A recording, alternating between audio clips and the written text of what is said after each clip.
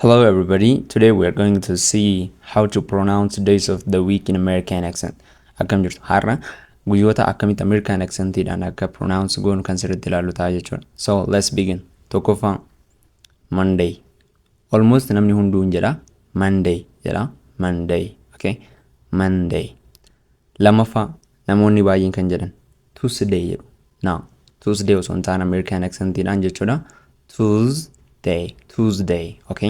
Isaan kun akka zaatti pronounce godhameet sana booddee Tuesday jennaa jechaadha. And number 3. Namoonni baay'een isa kanammoo kan jedhan Wednesday jedhuun. No, anis akkas jechaan ture. Akkasii miti garuu. Inni sirriin Wednesday, okay? Wednesday. Let's say it together. Wednesday, okay? Roobii jechaadha. Guyyaa afuraffaa namoonni baay'een Thursday jedhu. Now Thursday osoo hin taane look duubatti deebistu sagalee keessan jechaadha.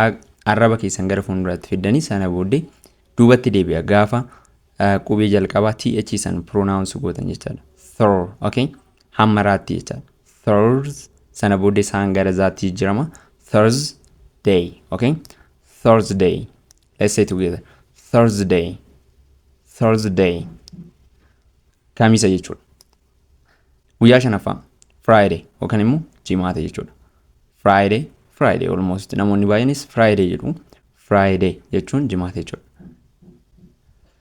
Jaaffaa namoonni baay'een Saturday jedhu. Dogongora. Saturday osoo hin taane American accentidhaan Saturday, okay?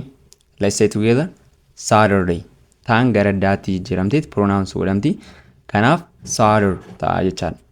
Saturday jechuun qidaamee jechaadha yookaan sanbaxinna. Saturday. Guyyaan torbaffaan Sunday. Almost namni kamiyyuu Sunday jedha.